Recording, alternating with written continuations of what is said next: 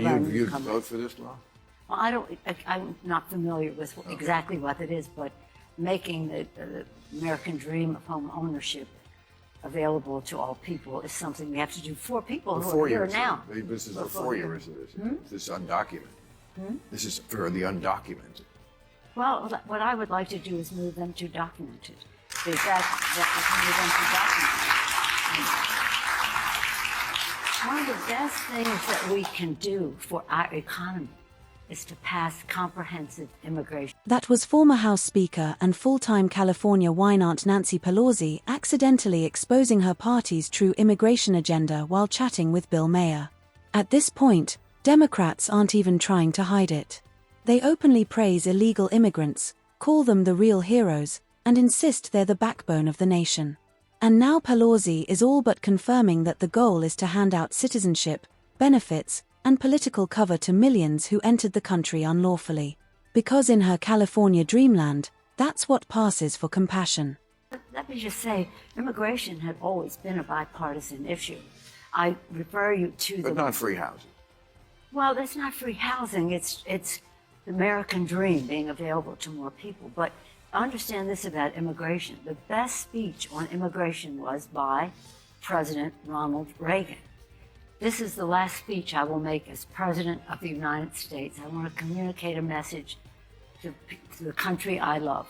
And he talked about the Statue of Liberty and the beacon of hope it is to the world, and what America was preeminent in the world because our door was always open, and we will cease to be preeminent when we shut the door.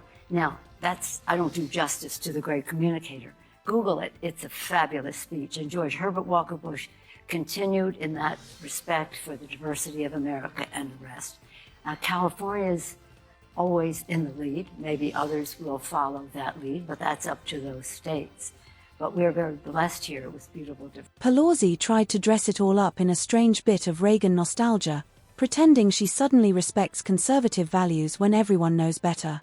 Democrats aren't motivated by compassion, they're motivated by creating a loyal voter bloc and a cheap labor pool that props up population numbers, replaces their declining birth rates, and supposedly saves them from the economic mess their own policies caused.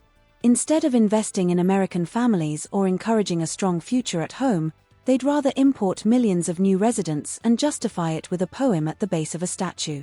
The American dream is supposed to start with Americans. To run for office, nothing more wholesome than our political process than that. Aren't we excited about... Yes, and sometimes you're discouraging people to run. We're not going to get into that. No, whatever. People make their own decisions. Absolutely they do. Absolutely they do. And I just want to say from the bottom of my heart, thank you so much for what you didn't do.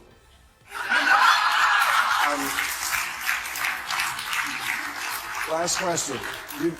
When Joe stepped down, did you want it to be an open convention as opposed to going right to Kamala? Well, here's the plan. Kamala, it was open. Anybody could have gotten in.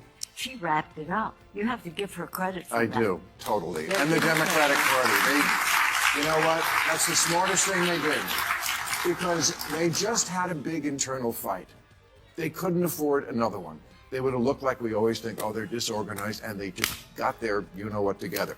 Thank you. And then there's Bill Maher, absolutely glowing with admiration for Pelosi like a... And then there's Bill Maher, practically starstruck over Pelosi like a teenager meeting their celebrity crush. He even toned down his language, which is amusing coming from a guy who built his entire career on mocking religion, taking shots at Christians, and openly defending late-term abortion. But suddenly, in front of Pelosi, he's respectful and soft-spoken. Please. The dynamic made it pretty clear who carries the influence in that room.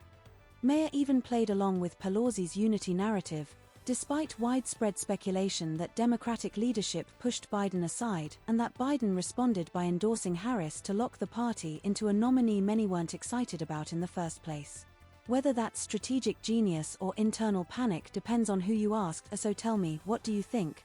Are illegal immigrants entitled to the American dream? Did Democrats truly unite behind Harris, or was the whole thing political theater? If you enjoyed this breakdown, Hit like and subscribe, including future takes featuring Pelosi.